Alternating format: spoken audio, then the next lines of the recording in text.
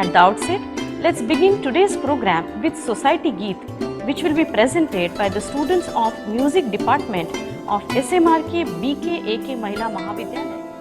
Magare sani re, re ga ma pa, magare sa, pa magare sani re, re ga ma pa, magare sa, navya disha, nave swapna, jeevana drushti, navya disha, nave swapna, jeevana drushti, Gokhale Education Society. Education Society, Namastubhyam, Namastubhyam, He Mahaguru Tuja Namo, Jnana Sadhana, Jnana Seva, Jnana Bhuti Vazadamo, Mandiri Pesha Ubhavi, Jnana Jaji Payati, Kirti Pasare Dasha Dishana,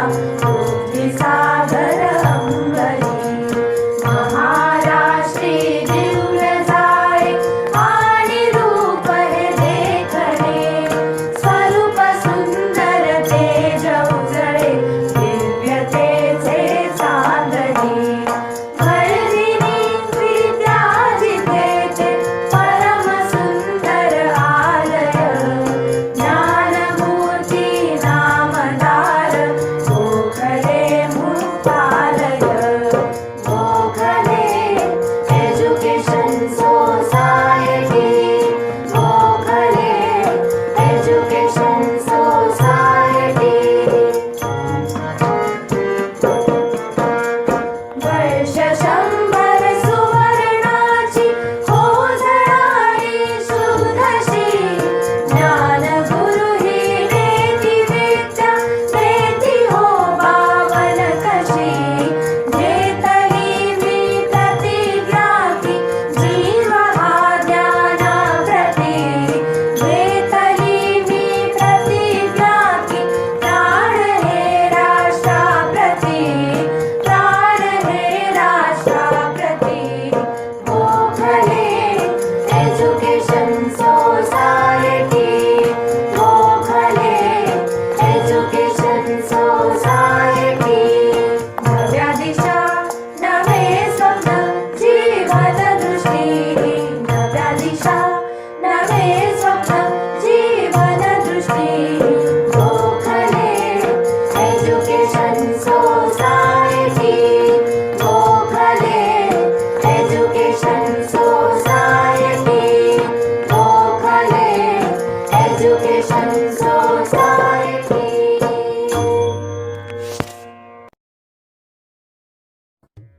Thank you, students, for that melodious beginning. नमस्कार. विद्येची देवी मा सरस्वतीला आपण सगळे नमन करूयात. अस्तो मा सद्गमय तमसो मा ज्योतिर्गमय मृत्योर्मा अमृतं गमय ओम शांती शांती शांती. मी प्राध्यापक डॉक्टर सौ पूनम चौधरी गोखले एज्युकेशन सोसायटीच्या RH. Sapat college of engineering management studies आणि रिसर्चच्या वतीने स्टाफ ट्रेनिंग अकॅडमीच्या या कार्यक्रमाची सुरुवात करते. The president of today's function, Secretary and Director General of Gokhale Education Society, respected Sir Dr.Mrs. Gosavi sir. Our chief guest for today, Mr. Mangesh Mahale, the founder of Integritas Consultants from London. The Gokhale Education Society's HR Director, Dr.Mrs. Deepti Deshpande ma'am. Staff Training Academy Co-Ordinator, Dr.Mrs. Anjali Kulkarni ma'am. All the heads of institutes, teaching and non-teaching staff members, I warmly welcome you all here. Before we dive into this, I would like to take this opportunity to introduce the captain of our ship, Sir Dr. Ms. Gosavi sir. Sir is an extremely compassionate and gifted teacher. Sir has been the torchbearer of lifelong learning for 64 years and still counting. Sir has profound knowledge of scriptures and management thoughts. Sir believes in amalgamation of spirituality, ancient wisdom along with modern technology. Sir has authored more than 45 books and has edited more than 100 magazines. Sir had 200 plus prizes and accolades to his name. Sir has been awarded the Top 100 Educator Award in 2018 by the Cambridge World Honour Cup IBC. The Union Ministry has bestowed the Deen Dayal Award in the year 2017. Amongst the various awards, just to name a few, Master Teacher of Millennium Award, Jeevan Gaurav Award, Nasik Bhushan Award, Bharat Ratna Abdul Kalam Gold Medal Award, and many more. We all are extremely blessed to have such a dynamic leader. Now I would like to introduce our guest for the day, Mr. Mangesh Mahale. Sir has graduated as a computer engineer from VIT Pune. Sir worked with Citibank, Zurich, Switzerland in the core area of private banking. Sir then moved to London and worked with various premier corporations like Prudential Insurance, Lloyds Bank, Virgin Mobile, amongst many others. At a young age of 28, Sir was working as the head of professional services for all of Europe. After reaching the top of the ladder in the corporate world, Sir decided to become an entrepreneur himself and launched his own consulting business in the UK. Sir's business gained many renowned corporations as customers, including Commerce Bank, the second largest bank in Germany, Walmart, the world's largest retailers, and many more big Bs. Sir has vast experience in the areas of private banking, investment banking, derivatives, forex, telecom, retail, insurance, software, and many more. Sir also concurrently runs his other businesses in the area of tourism and finance in countries like UK, France, and Croatia. After achieving great heights as an entrepreneur, the next step in Sir's journey was to build and support budding businesses. Sir has mentored several businesses and is on the advisory board for several startups in the area of health, agriculture, and environment. I feel honored to have such an apt guest who will enlighten us with his wide and in-depth experience of what it takes to be a successful entrepreneur. नमस्कार. आपण एक प्रार्थनेने सुरुवात करूयात. वक्रतुंड महाकाय सूर्यकोटि समप्रभ निर्विघ्नं कुरु मे देव सर्वकार्येषु सर्वदा. सर्वमंगलमांगल्ये शिवे सर्वार्थसाधिके शरण्ये त्र्यंबके गौरी नारायणी नमोस्तुते.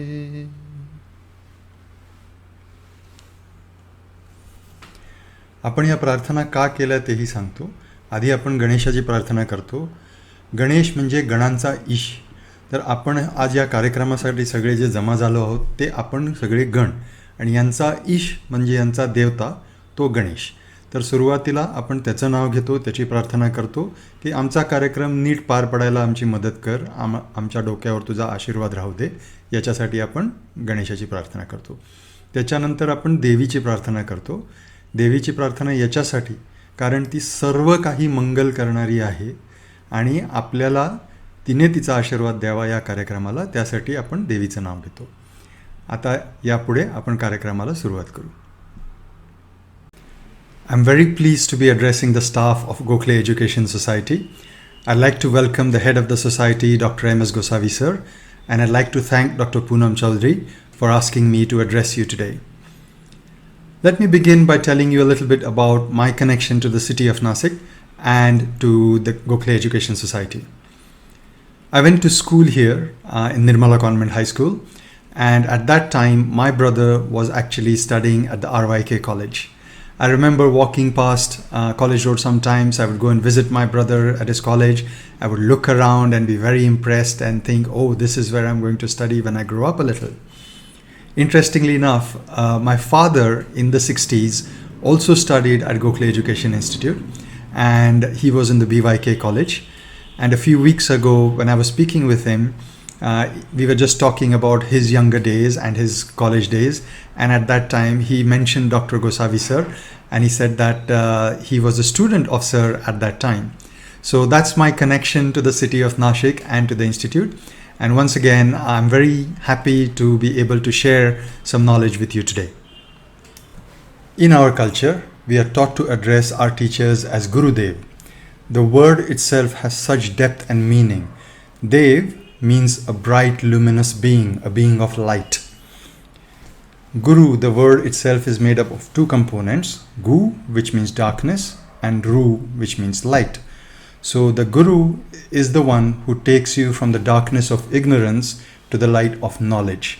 And just as we heard Dr. Chaudhari say in her welcome address, the prayer she said also talks about this: lead us from darkness to knowledge, to light. And this is the important role that you all are playing, not just in the lives of your students, but for all of society and our nation as well. So it's an incredibly important role, and I congratulate you and I commend you for the wonderful work that you're doing in your lives. The topic I've been given today is called How to Build a Successful Entrepreneur. I quite like the way the topic has been set up, because it's time for us to look at an entrepreneur as a product. So he or she comes out of a factory at the end of certain inputs and certain processes, and then you have a successful entrepreneur. Now the question is, who are the people who build this successful entrepreneur product? The answer is, it is you, the teachers.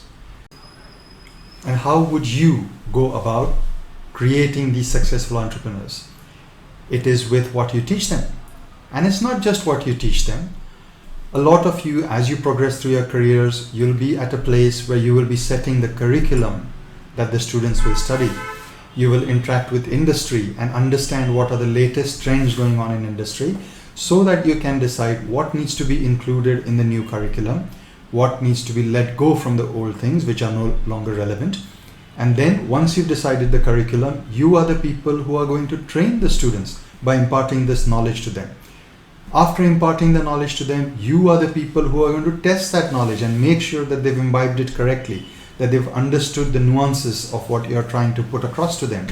So in a way, you are the people who are looking at all the aspects of building this successful entrepreneur product, as we call it.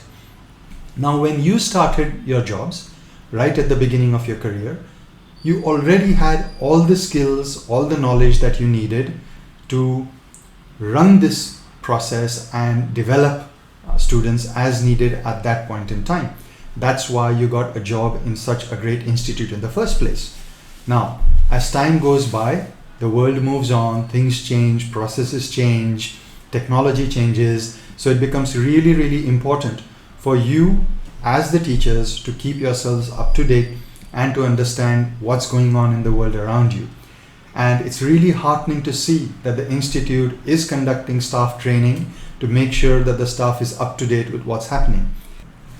Now, let us look at what skills are needed for building this successful entrepreneur. Before we launch into that, initially let's look at the raw material that you've received. You've already got very good raw material because it has been filtered before coming into the institute. So you know that a person who's got admission in the institute has some basic qualities that are needed, such as intelligence, hard work, the ability to present themselves and to remember what they've learned and to put that across when they need to. So that bit is already done by the time they arrive at the institute. Now from there, we are looking at how we build the entrepreneur. The first area to look at is the core competencies. So let's say someone is looking to start a business in the area of insurance. They really need to understand a lot of things, not just when we say the word insurance, a lot of things go behind it. So for example, you will need to understand mathematics, you will need to understand risk modeling, you will need to understand how money flows, how the company is going to make a profit while still being fair to the customers. Whenever there is a claim, they need to pay out. People need to understand and have all of those skills. So that is the core area for someone looking to start a business in insurance. If someone is looking to start a business, let's say of a bank, then they need to understand finance. They need to understand cash flow. They need to understand how interest works. They need to understand how loans are given. What are the qualities that you look for in a person who's looking for a loan? What are the different types of loans, whether it's a car loan, whether it's a house loan? How does the bank have its assets safe? All of these skills are needed, and they're not just in one area. It's a very large area. If we look at another example of, let's say, someone who's looking to start a business in IT, in the field of artificial intelligence, then they need to understand everything that is related to their particular field. So they need to understand the different technologies that are developing in the fields of artificial intelligence. They need to understand the languages. They need to understand the practical applications of AI. They also need to understand the role of ethics. For example, we talk about facial recognition.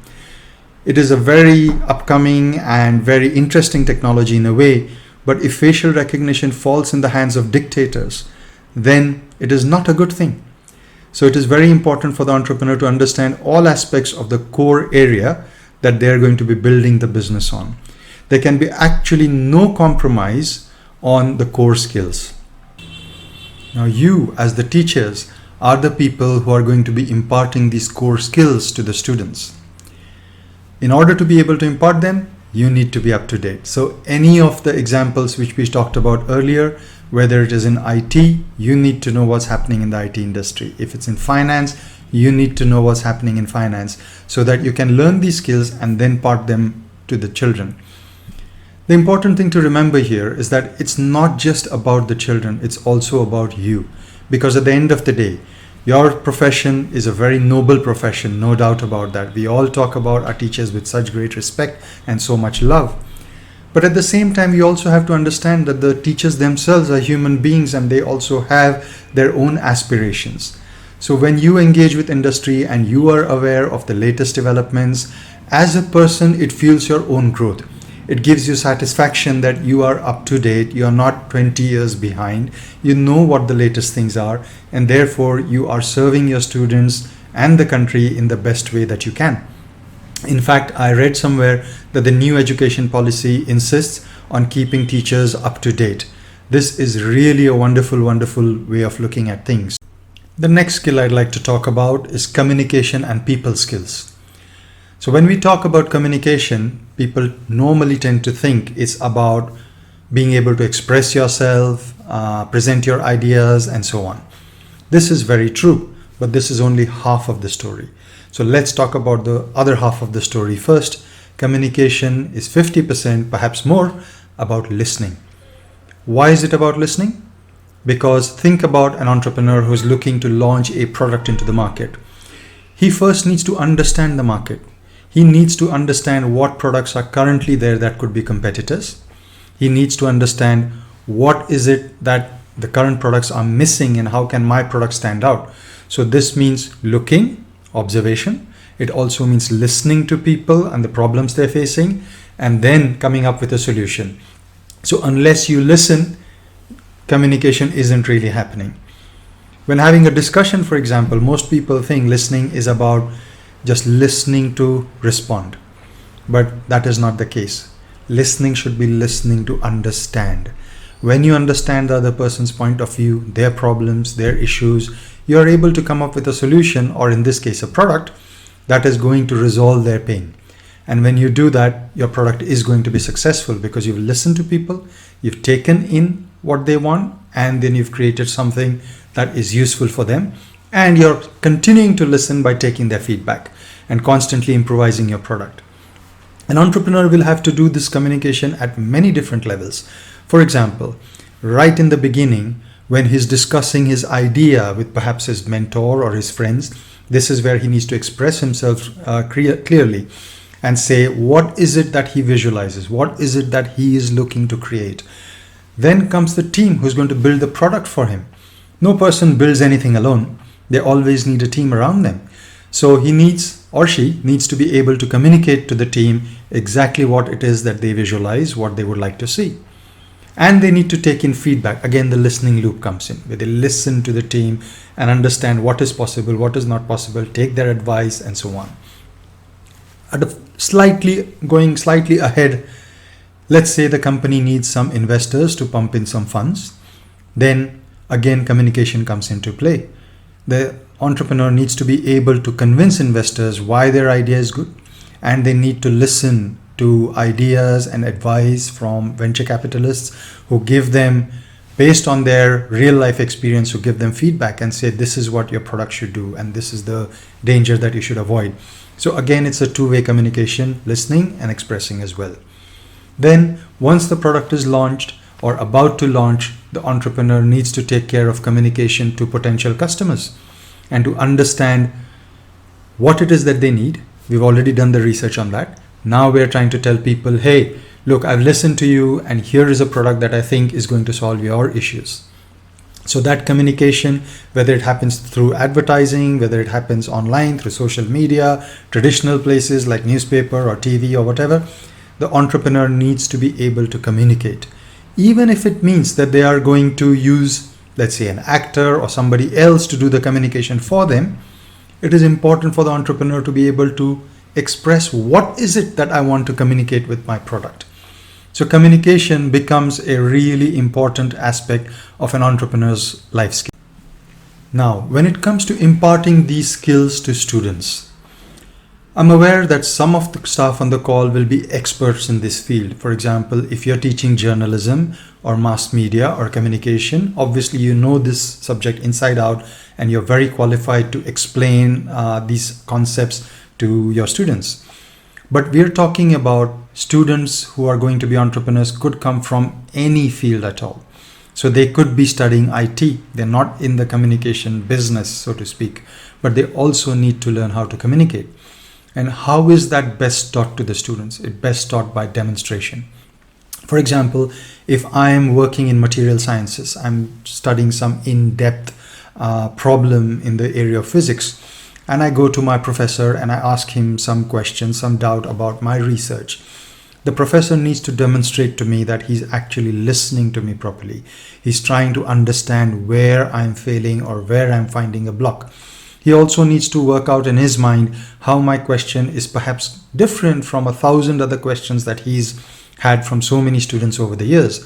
And then he needs to address my problem and explain it to me in a way that I understand. So here the professor has been demonstrating listening and expressing both. So students from any particular field, when they get this from their professors, they are able themselves to understand that, oh, this is how I need to interact. I remember such and such professor from my college. He used to listen to me so well and he used to understand very fast what I wanted. And then he would explain to me in a way that I understood.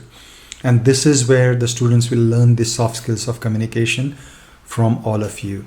So I would request that you start practicing this in your day-to-day life as far as possible, because even without teaching it as a subject, you are teaching it to your students as a life skill. The next area that I would like to talk about is what I call solutions-driven thinking.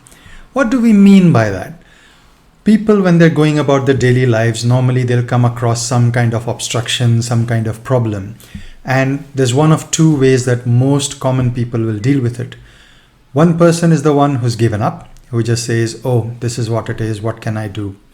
The other person is the person who complains a little bit and says, oh, this is so bad and this needs to be fixed and so on and so forth. But both these categories of people don't actually do anything about it. The person with solutions-driven thinking has a different approach. Where other people see only problems, this person sees opportunity. Because where there is a problem, there is an opportunity to make a solution and to sell that solution and make money. Let us take the example of Uber. In most cities, there were taxis. And especially when people came home late at night after work, or let's say they had some social engagement, it was hard to find a taxi and it would be very, very expensive. So some fellow who has this idea called Uber comes up with an idea and says, hey, here's a solution to a problem that I know exists. People have been complaining about it all the time. and yet nobody's really made a solution yet. Let me try and make a solution. And this is why Uber is where it is today, because someone had solutions-driven thinking. This is a very important skill to develop in your students if you are hoping to make them entrepreneurs. And how do you pass this across to your students?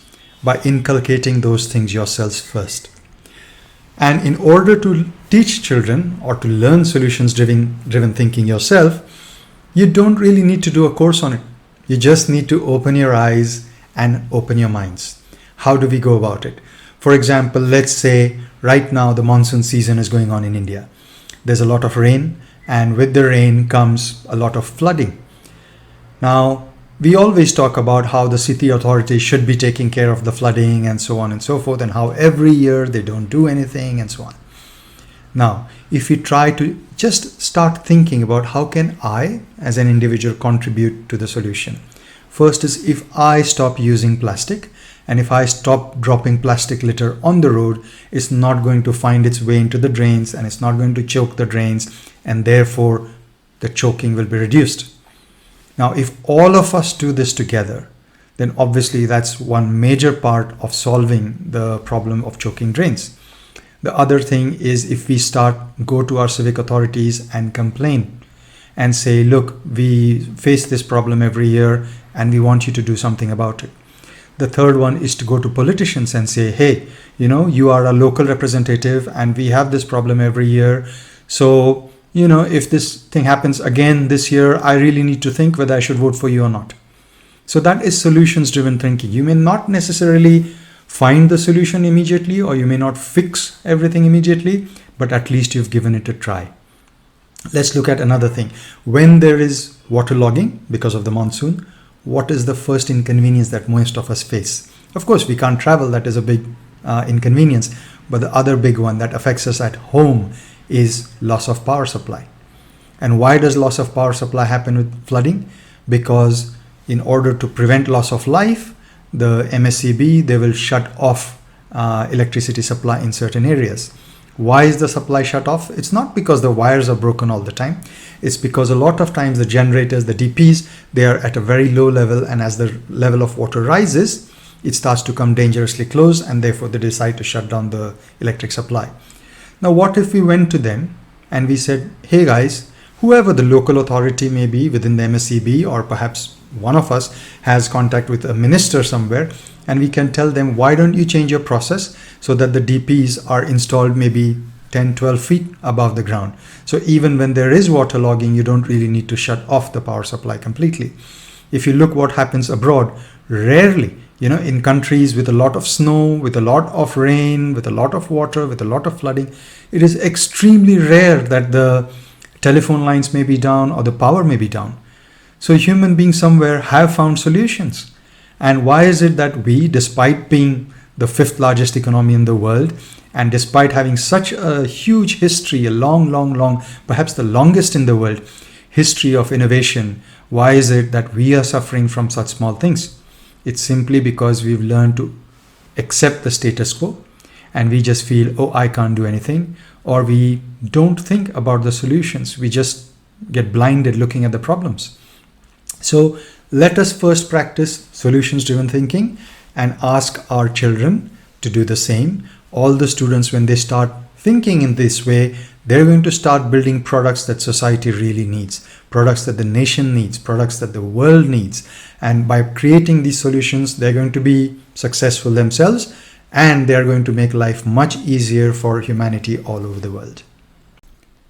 The next skill that I'd like to talk about is understanding finance. Now, interestingly enough, finance is not something just for entrepreneurs. It affects every person and it touches all our lives. Let me explain with a nice example, a personal experience from my own life. I was once in Tirupati and I was at this government shop that was selling a few things. And over there, I saw the Swami selling the Sri Chakra Yantra, which is the yantra of the goddess Lakshmi, the goddess of wealth. So while I was speaking to the Swamiji, he was explaining the importance of Lakshmi to me. And he says, Beta, I am a renunciate. I have nothing to do with the world in a manner of speaking. The only possessions I have are these clothes. And even these clothes, if you think about them, someone had to plant cotton, some farmer grew cotton, someone bought the cotton from the farmer, then someone took that cotton and converted it into cloth, then it arrived at a shop where I found it, or someone who donated the cloth to me bought the cotton and gave it to me. I don't own anything, but I go and beg for my food usually, and whatever I've been given, if it's ready to eat, I eat it. If it's not ready to eat, then I cook it. Now, in order to cook the food, I need usually to use matchsticks. Now, this matchstick, he came out with a matchstick box and he says, it's hardly, costs a few rupees. But again, this matchstick itself, without that one single matchstick, which probably costs a few paisa, without that matchstick, I could not make my food. It doesn't matter if I bought the matchstick myself or someone gave it to me. The point is that this matchstick has some value, and that store of value is what Lakshmi is, which is why we say in our culture that without the ascent of Lakshmi, nothing moves in the universe. So it's really important for an entrepreneur to understand finance, because finance is what will keep his business running. It is what will bring in the investors to the idea. It is what will help him to create the product. It is what will help him to disseminate information about the product, to deliver the product to the customers, and eventually take their feedback and make a better product. For all of this, he's going to need money and finance. So the investor needs to understand finance very, very well. We say in business that cash flow is the blood of a business. When the blood stops flowing, death occurs. So with any business, no matter how good your idea is, no matter how amazing your product is, if you run out of money in the middle of building your product, it's gone. By the time you find funding again and try to restart the product, maybe it's too late. There are other products in the market by this time, or technology has moved on and your idea is no longer relevant. So finance is an area which most people, entrepreneurs, don't really understand well, but they need to. Now, when we talk about individuals who are not necessarily entrepreneurs, so maybe you who are teachers, we see so many people in our lives who say, oh, I don't understand anything about money. I don't understand about investment. I'm just a such and such. So money is not really my expertise. You don't really need to be holding a PhD in finance, but you need to understand the basics of finance, because all of us have the need for money in our day-to-day lives. So we need to understand how it comes, how it goes, where it's being spent, how to invest, all those kind of things. And as we learn ourselves how finance works, we are able to impart it better to our students. So another aspect which builds up this product, which we call the successful entrepreneur, is finance. The next area which is very important for an entrepreneur to have skills in is networking. Typically, we tend to think that if someone is brilliant and they have a very intense way of thinking and they can design something, they're very clever, that they're going to be a successful entrepreneur. Nothing is further from the truth than this. There was a study done of very successful people, and the question asked was, what do you attribute your success to? Now, the interesting thing is these were people who had been successful over long periods of time. So their success had been maintained over decades. And they were from all walks of life, doing all kinds of businesses. And the answer was very surprising. When they looked at the statistics, only 15% of people said that they were successful because of what they knew. 85% people said they were successful because of whom they knew. And this is really important to understand why it is that networking becomes so important. Let me share with you an example, a very recent example, ongoing example from my life. I recently got involved in a project to do with carbon credits. Now, most of us understand a little bit about carbon credits. We've heard a few things here and there, and that's my status as well, about a week ago from now.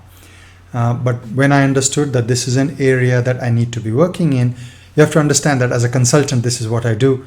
I will go into new businesses, new areas that I understand nothing about, learn about the business, learn about the jargon and the terminology that they use, and then give them advice on how they can do things better than they're already doing, how they can beat the competition and succeed beyond their wildest dreams.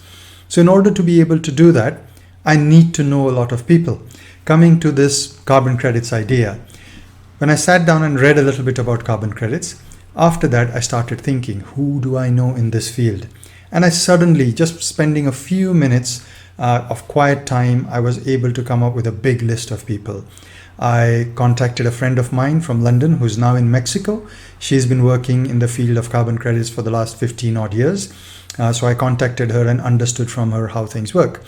I remembered a friend of mine from school. His father worked in the forest department. He's now retired, but he's also been an advisor to the government and many companies in the mining field or road building, stuff like that, where environment and forest comes into play. So I spoke with him as well. Then I remembered that a friend of mine is a chemical engineer who is involved in creating biogas and electricity from waste.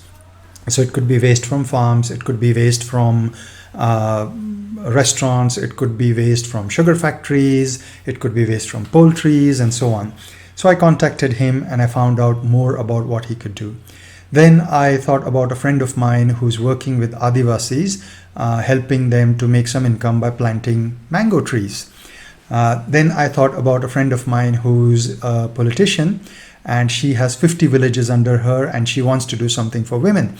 So these women could be mobilized to plant tens of thousands of trees, which will then earn carbon credits.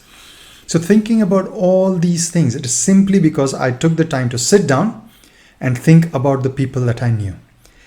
Because I've gone around so much in my life, I listen to people, I am interested in what people have to say, I try and understand what they do, not necessarily always thinking about how this is going to be useful for me or how is this going to make me money or how does this help me.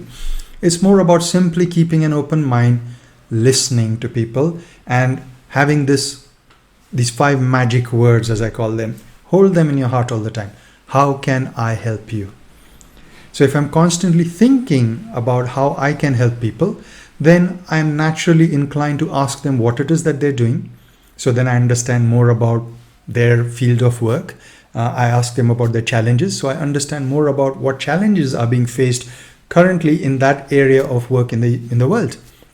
So when an opportunity like this comes across, I've already had those conversations and built relationships over the years with many people, never thinking that someday I'm going to need this person's expertise. It was all done out of a good heart. And just like these people today, people I've known for like 30 years or 15 years or 5 years or even 5 months, because I've listened to them, I've networked with them, I understand where they're coming from, I can sit in one place and immediately I have an army of people that I can tap to understand some things and hopefully build a solution for my client where the skills from all these people are going to come together to build the solution that helps my client. So this is a real life example of how networking helps, and how would you as teachers implement that in your own lives? So let us say you are a professor in a particular science, let's say you're teaching physics, and you just happen to know a lot of the people in your college and across the different colleges in the institute. So a student of yours comes to you with an issue saying, sir, I'm designing a new drone, and for drones I need to understand obviously physics, I need to understand the wind speed and all these kind of things, how that affects the flight part of the drone, but I also need to understand a little bit about law. I need to understand what functionality is legal to put inside a drone and what is not. Now you as the professor, let's say you have gone and you've met and you've networked with another professor who's in a law school from the institute or from another institute. You are very easily able to just tell the student, hey, look, I know this other professor, he's an expert in that area, why don't you speak with him? So you can see how very easily, simply because you've networked, you've been able to solve a problem that is outside of your domain of technical expertise, but your network was very, very useful for your student. And you can impart these values to your student by demonstrating them yourselves. And trust me, networking is going to help all of us not only to help others, but also in our own personal lives. The more networked we are, the more people we know, the better off we are going to be in our own personal lives as well. The sixth skill, which I think is really important for an entrepreneur to develop, is the skill to take risks. Of course, we know that to be an entrepreneur, you need qualities like courage, determination, belief in yourself, and so on. But the ability to take risk is something that is so important. Now, let us look at what risk means. It doesn't mean risking your life by jumping in front of a lion, obviously, but taking calculated risks, knowing that yes, there is a risk here, but the reward, if the risk works out, is that the reward is going to be exponentially big. So, for example, if we look at someone like Sunil Bharti Mittal, the owner of Airtel, he used to sell mobiles in a shop. And it's within a few decades, one lifetime, look at where the guy has come. He runs one of the biggest telecoms companies, not only in India, but over the world. Did you know that there was a company called OneWeb in the UK, and they were looking to set up broadband using satellites. Now, this company, for whatever reason, ran into financial problems. Again, what we talked about earlier, finance. They ran into financial problems and they went bankrupt. The government of the UK then thought, there's a lot of money that's gone into this product and we don't want it to go waste. So they started looking for investors all over the world. And Airtel, Sunil Bharti Mittal, jumped in, and they now own 51% of OneWeb. OneWeb is in the process of launching their satellites. They've already started coverage in certain parts of Europe, and they will be launching in India soon. So the ability of this guy to evaluate risk and to decide that, okay, this risk is worth taking. I'm going to have to put in a lot of money over these many years. Now he's got a product which is one of the very few companies in the world that have a satellite-based broadband product ready to go. He didn't have to put everything in it from scratch. He didn't spend 15 years doing all the research, but when the opportunity came, he knew that risk was worth taking. And he's now going to reap the results and the rewards of that risk. So risk taking is an ability that we have to inculcate in our entrepreneurs, because at the end of the day, it's only when a person decides to take a risk that they will break out of the status quo. And these risk takers are the people who are going to lift our society up. So you need to encourage your students to take risk and also to fail. In our culture, unfortunately, failure is seen as a very bad thing, but it's actually not. People who are successful in business know that the people who have succeeded have tried and failed many more times than the people who have not succeeded. Why is this so? Because the successful people might have tried 100 different things, failed 99 times, and succeeded once. The people who have not gone anywhere with their lives, they've probably never tried, or they only tried once or twice, tasted some failure, and gave up. So it's very important for us to pass on to our budding entrepreneurs that it's okay to fail. Fail small, fail fast. This is the new mantra that we give out in the West, that keep trying things, keep trying new things, and it's okay to fail, because every time you fail, you learn something. Look at how we learn to walk. Nature teaches us why failure is important. Do you think any baby just gets up and starts to walk? Never, not once. Even if we look at how we learned anything, whether it's driving, whether it's walking, we have to learn to first crawl, then we try and stand up, we walk a step, we fall down, then we try to maintain our balance. And this process goes on like probably tens of thousands of times over a period of a year before we're able to walk properly. So even something as simple as walking, which now we take for granted, has gone through a cycle of failure, has gone through a cycle of taking a risk. Every time you get up as a child, there is the risk that you will fall and hit your head on something, right? But you still do it. And in the end, is it not worth it? We are walking today, we can run, we can go about, use our feet properly, simply because we took the risk.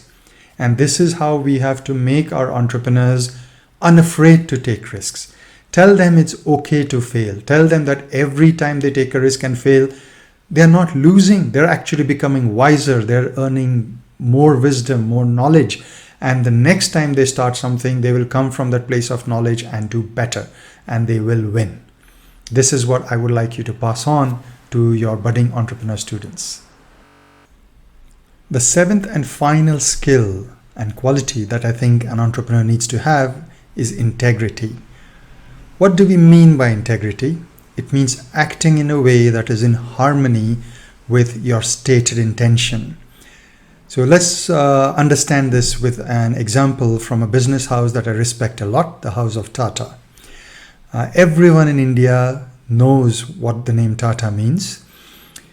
J.R.D. Tata, who used to run the Tata Group before the current stalwart Shri Ratan Tata, he was once given a piece of advice by his accountant saying, this particular factory, if we show these kind of things in the books, then we could save a lot of money on tax. And the money was quite substantial. So that file went all the way up to J.R.D. Tata. So Tata called the accountant and asked him, is this legal, what you're suggesting that we do? And the accountant said, yes, it's totally legal, it's within the law. And Tata was like, okay. And he said, is it the right thing to do? And the accountant went quiet. At that time, Tata made his decision and he said, if it's not the right thing for India, it is not the right thing for Tata. So we're not going to do this and save tax. Even though it may be legal, it is not right for me to do it. This is what integrity means. So far, we've looked at each of the skills that an entrepreneur needs to have as an individual skill. I'll now come to what all of this was building up towards. We need to have an interdisciplinary approach towards all areas of life, including entrepreneurship. So let us look at how any product comes into being. We've recently seen how our country has tasted great success in being the only country to send a satellite to Mars in the first attempt.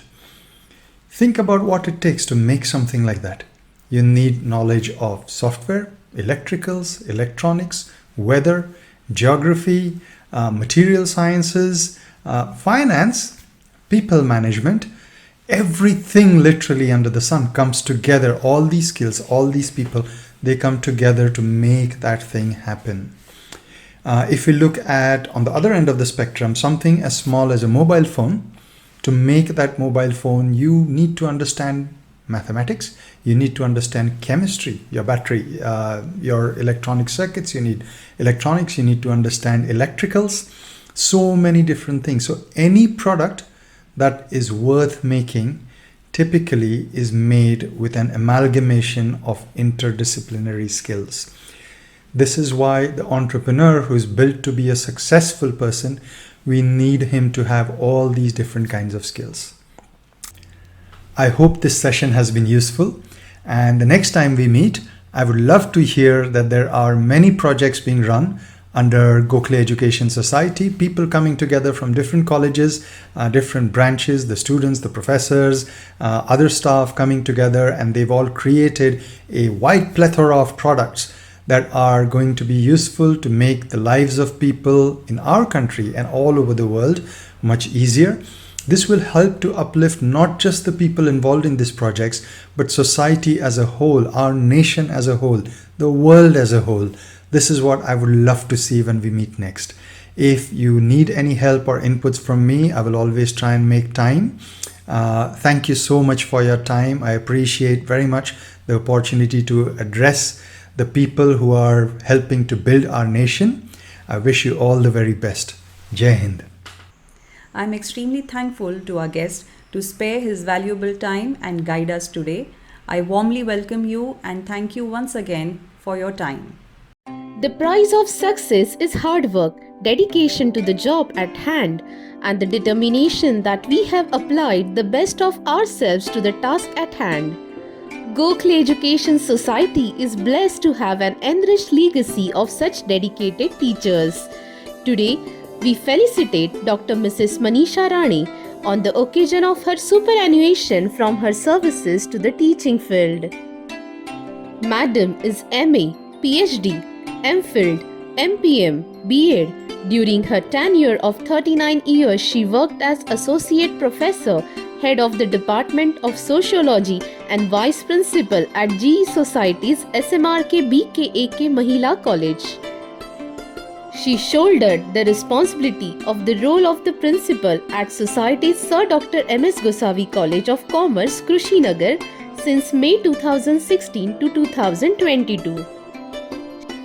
Gokhale Education Society acknowledges her contribution to society and extend best wishes for her new beginning. Zora Neale Hurston said that research is formalized curiosity. It is poking and prying with a purpose. Each field is incomplete without fact-based research. It keeps the nuisance of the field well-run and informative. Every year, there is a list of unique professions that did not exist earlier. The world is posing challenges for educators as to match with the pace of the curiosity of the students. Hence, the teacher of today has to be research-oriented. Gokhale Education Society is the place where each academic activity is based on research and innovation. It motivates the teachers to take up research so that the students benefit from it. Out of the huge number of teaching staff members, every year several teachers accomplish their research work in their respective fields and receive Doctorate of Philosophy from reputed universities. Gokhale Education Society makes it a point to appreciate the efforts in the form of felicitation. Today, we present the virtual felicitation of PhD awardee staff members of this year of Gokhale Education Society's various colleges. Dr. Leena Pathak from HPT Arts and RYK Science College, Nashik. She completed research work in the subject microbiology. She has been associated with the college since 32 years. The topic of her research is development of microbial consortium for the treatment of dairy fluent from Nashik region and generation of electricity by constructing a microbial fuel cell. She completed the research work from Savitribai Phule Pune University at Research Center of Environmental Science, KTHM College, Nashik. She sought guidance from Professor Srimati Sucheta Patil of KTHM College, Nashik. She received first prize for oral presentation of research work in international conference organized by Gokhale Education Society's N.P. Mehta Science College, Bordi during 11th to 13 January 2022. Dr. Santosh Baban Pagar of HPT Arts and RYK Science College, Nashik. He completed PhD in Hindi from Savitribai Phule Pune University. He has been working at the college since 9 years. His topic was Devki Nandan Shukla ka Sahitya Ek Anushilan. He received guidance from Professor Dr. Ashok Dhuldhule. He also worked as NSS Program Officer from 2018 to 2022. Dr. Manisha Sadashiv Dongre from HPT Arts and RYK Science College, Nashik. She completed PhD in Marathi from Savitribai Phule Pune University. The topic of her research was Ambedkari Sahityatun Abhivyakta Honara Strivad. She completed her work under the guidance of Dr. Indira Athavale. Dr. Manoj Baburao Giram from HPT Arts and RYK Science College, Nashik. He completed PhD in Economics from Dr. Babasaheb Ambedkar Marathwada University, Aurangabad. He has been working at the college since 10 years. He also worked as NSS Program Officer from 2018 to 2022. His topic of research was Jalna जिल्ह्यातील ग्रामीण रोजगार योजनांचे मूल्यमापन. His guide was Professor Dr. Dilip Arjune. Dr. Jitendra Pitambar Patil of HPT Arts and RYK Science College, Nashik. He has been working at the college since 6 years. He completed PhD in English with the title A Study of Diasporic Experiences in the Selected Novels of Bharti Mukherjee, Chitra Banerjee Divakaruni and Jhumpa Lahiri from Savitribai Phule Pune University at Department of English, Pune University under the guidance of Professor Dr. A.G. Chaskar. The spirit of research has reached the office staff of the society as well.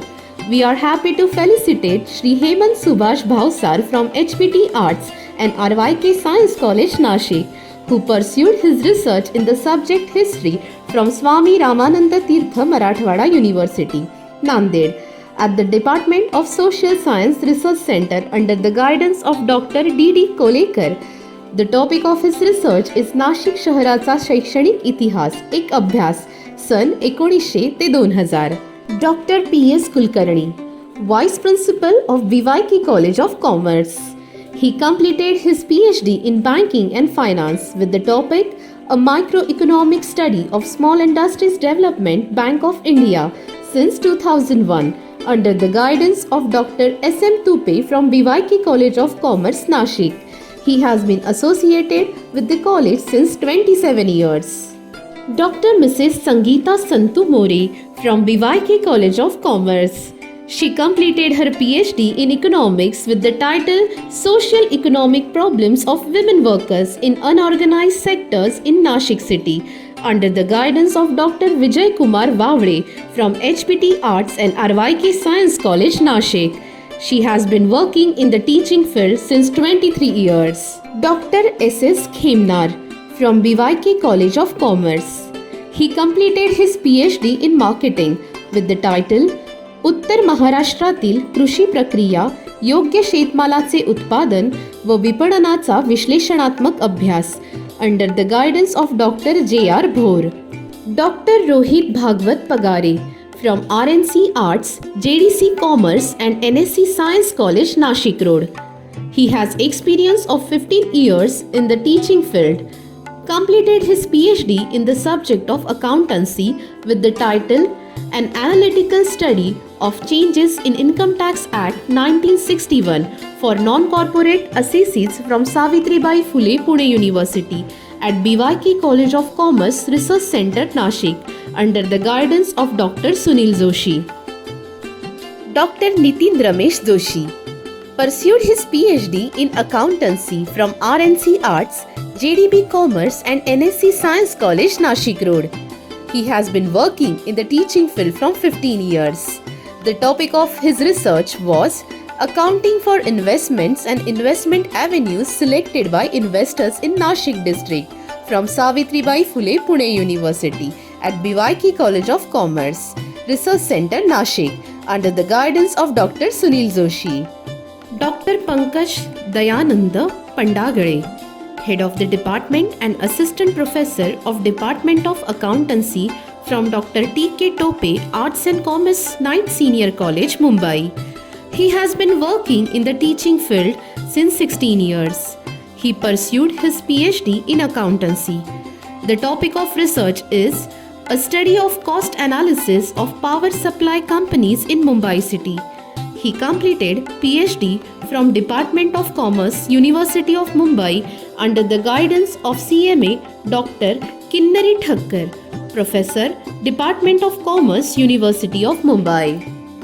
Dr. Krishnan Gopal Nandela, Vice Principal, Head of the Department of Economics and Associate Professor of Dr. T.K. Tope Arts and Commerce College, Parel, Mumbai.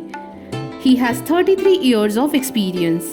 He completed his PhD in economics and the topic of research was an analysis of critical factors responsible for child labor in India with special reference to Mumbai city under the guidance of Dr. Firdosh Shroff. He completed his PhD at Sri Jagdish Prasad Jabarmal Tibrewal University, Rajasthan. Dr.Mrs. Supriya Amol Yadav from T.K. Tope Arts and Commerce Knight Senior College, Parel, Mumbai. She has been working in the institute since 5 years. She completed her PhD in accountancy with the title A Study of Impact of Corporate Governance on Quality of Interim Financial Reporting of Companies listed on BSc at Department of Commerce and Management, Shivaji University, Kolhapur, under the guidance of Professor Dr. N.D. Kadam, Vice Principal, Jaisinghpur College.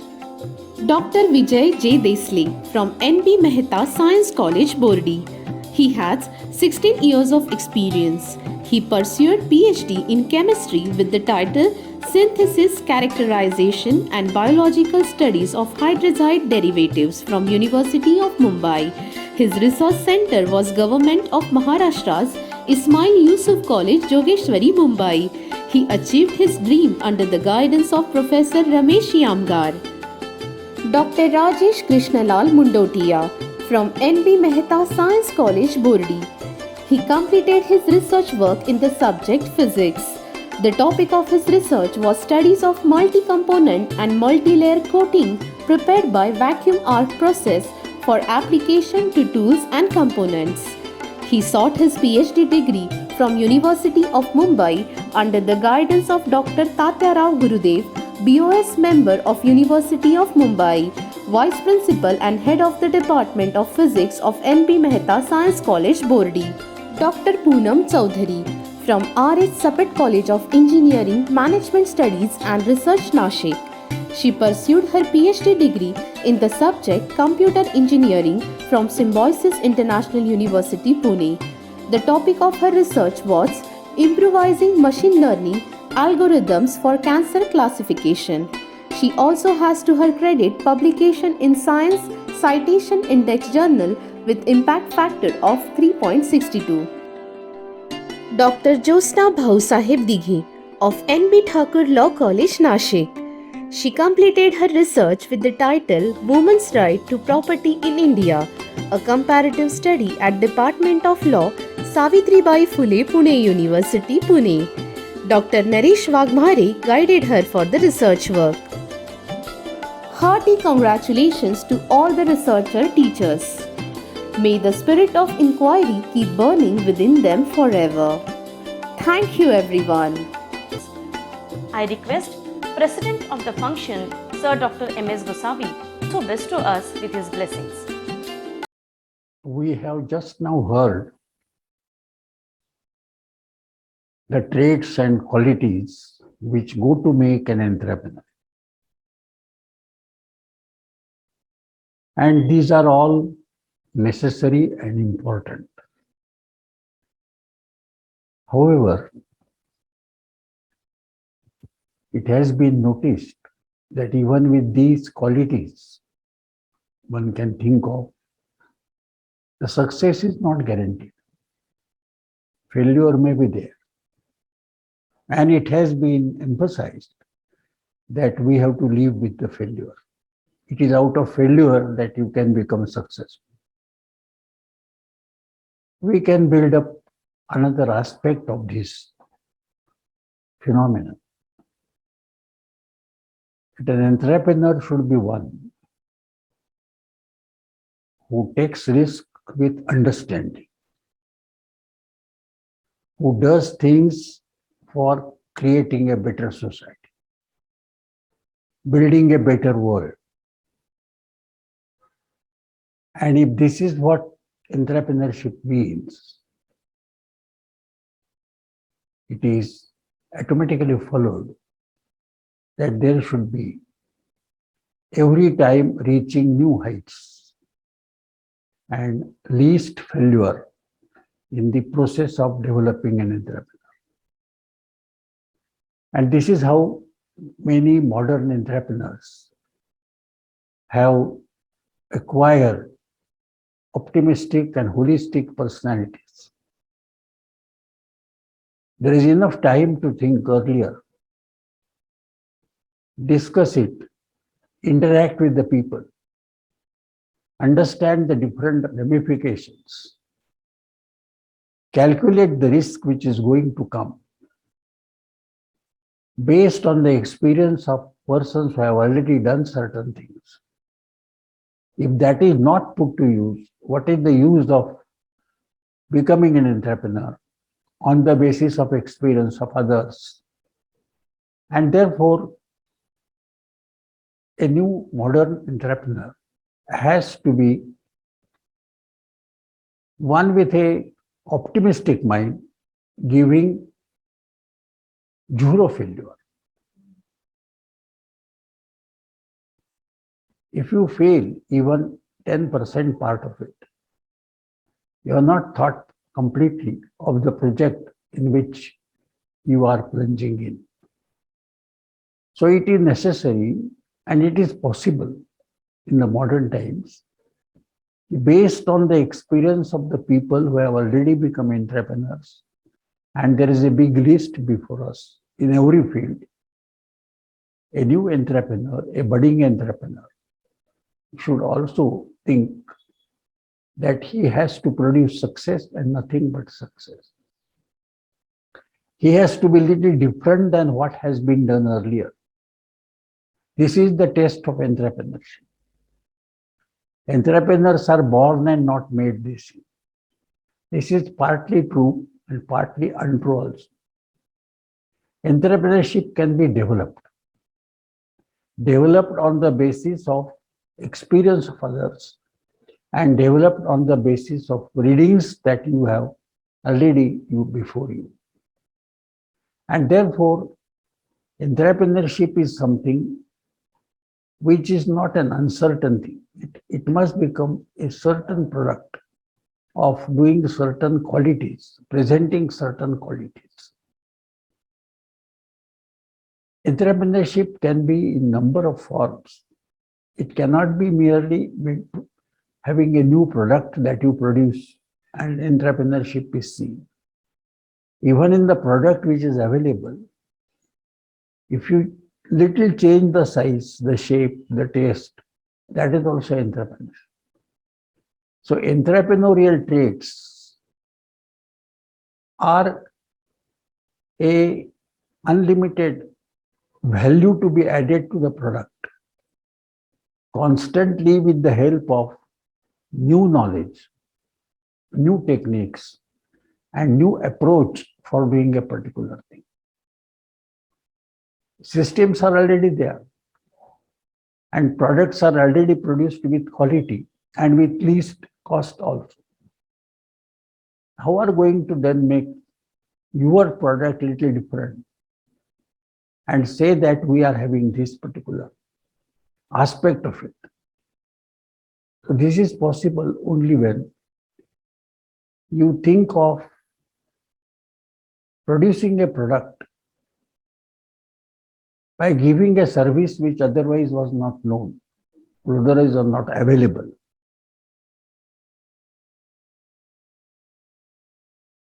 Choosing the raw material is the starting point. Using it in proper quantities is another point. And processing it differently is the third point. And this can be applied to all branches.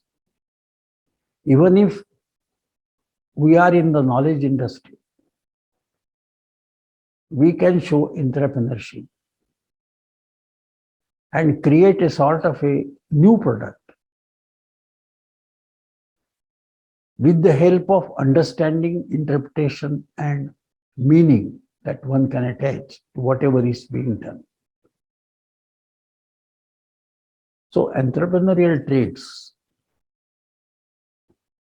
which are now defined and for which certain qualities are required, should not become an end in itself. And we must say that entrepreneurship,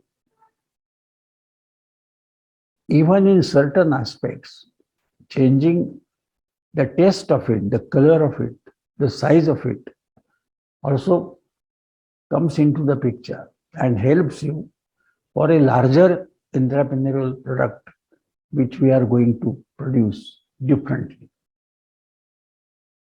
So we define entrepreneurship as doing anything little differently. Doing anything little differently. Things are being done. Whatever we are going to do is already established and some way is already there. And there are many things when a service or a product comes into the picture. Therefore, changing a little part of it, making it ultimately more useful, making it ultimately little more cheap or little more productive, this will also create entrepreneurship. And such entrepreneurship is required in all aspects of life, in bigger industries and corporations. Products are being produced and services being given, where entrepreneurship has a role to play. But even our daily life that we are having and daily transactions in which we are engaged, a little change, little doing it differently will create a different picture. And that is what is required. So there are two things. One is you go the way others have already gone. So you repeat what is being done for completing a particular process or a product or a particular service. And that also will enable you to have ultimate efficiently doing a particular thing to your satisfaction and giving to the customers the highest satisfaction. But if you do it little differently, and that little differently doing has to be with proper thinking, proper discussion, proper interpretation, and proper understanding. And it need not take time for doing all these things. It is a continuous process by which you develop such insight into doing or giving a service that it becomes more and more little new than what it was earlier. So if services and products can be looked at from this point of view, that already what is existing is giving us the proper service and also with the quality. But even with little more change, it can become little more useful or little more cheap. Entrepreneurship will have a role to play. And this can be done in a group. This can be done in a sort of a team. And therefore, continuous thinking for whatever is in existence is the basis of creating entrepreneurship in the society. What generally happens is, once a particular thing has come into existence, or once a particular thing has been what you are doing, then it continues in the same way as it is being done for a number of years. And nobody gives any thought to at least we can make a little change here and there. But if there is a continuous thinking that yes, everything can be changed to the advantage of our enterprise, entrepreneurship will become a continuous affair in the institution. And all aspects of making the product more useful will come to the light. It is not that once we sit in a chair and then do something and then that is entrepreneurship and that is over. It should be sort of a continuous effort on the part of a team of people who will be engaging in such feats so that cost-wise, use-wise, material combination-wise, and also satisfaction to be given to the persons who produce it and satisfaction to the persons who consume it will go on changing, will go on adding. And this is the way in which entrepreneurship will have to flourish, and knowledge on one hand and practical experience on the other hand will enable you to succeed in this particular mission. So entrepreneurship, according to present thinking, is a continuous process. It is a group phenomenon. It has many dimensions, and it can be even with little change in what you are doing. And of course, with new things and objects which will come because of the new thinking that you will be developing through entrepreneurship. So entrepreneurship is at present considered as nothing like born element, but it can be continuously by training, by putting the person into practice, experience by the organization and also by the people at stake. And the advantage is that you are little ahead of others. You do a particular thing and then have it because it is useful, then you are one of them. But if you continuously make yourself available for introducing changes on the basis of your knowledge, experience, and also thinking and interaction, then you make that product with multidimensional use. And that is the property which we have to acquire through this particular entrepreneurial talent. So talent along with temperament and certain new techniques create an entrepreneur. Entrepreneur requires basically the talent. You cannot become an entrepreneur if you are short of talent. So developing talent to a particular level and continuously polish it according to the changes in times and changes in requirements of a particular object which you have placed before you. See, that is the starting point. And then thinking in a way you should think, keeping the temperament for doing certain new things. Because you may get frustration if it doesn't work. But that should not come in our way because I already know that what we are doing is introducing a little change for the not for the sake of change, but for making it more useful or making it more powerful, making it more productive and so on. And therefore, developing a temperament which suits entrepreneurial talent is another thing. And coupled with that, along with talent and along with temperament, you must develop new techniques. The way in which you are doing will have to be changed. The way in which we are thinking will have to be modified.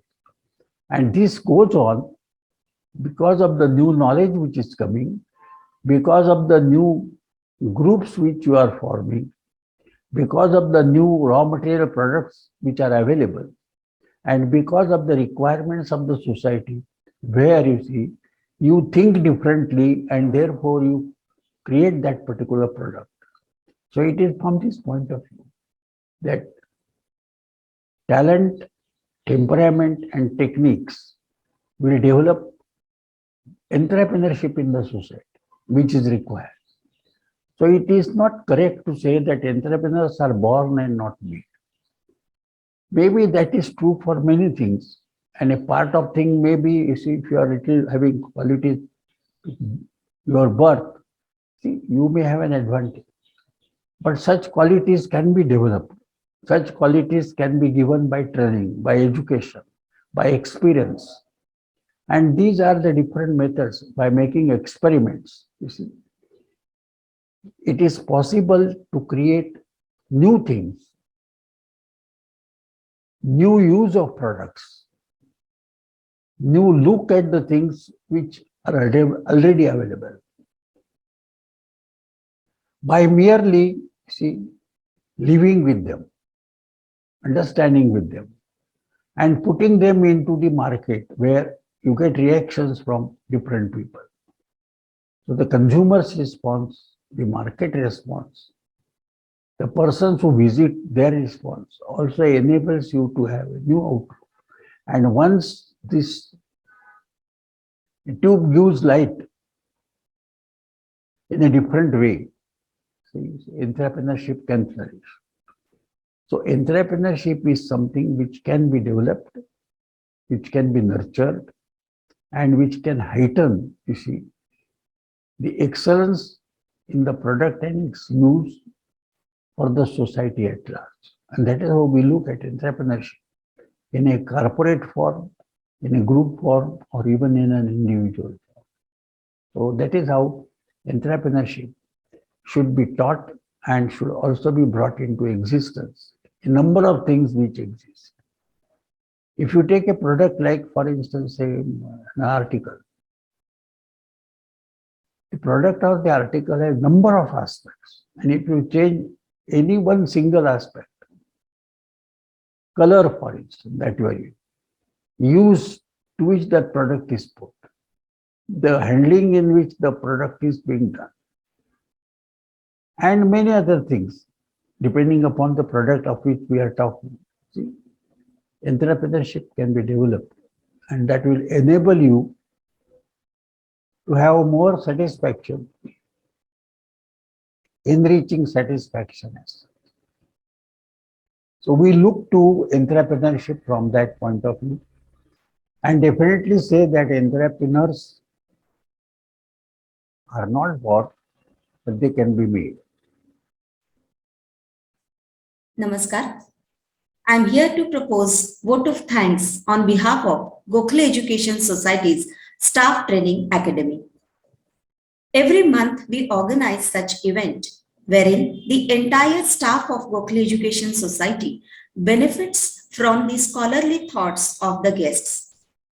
This month, the topic was Building Blocks of Successful Entrepreneurship. I thank Shri Mangesh Mahale for his inspirational concept on how to become an entrepreneur. I also thank him for giving the food for our thought to inculcate the same habit among our students. We appreciate the bond created between his entire family and Gokhale Education Society, and we assure that the bond would always increase.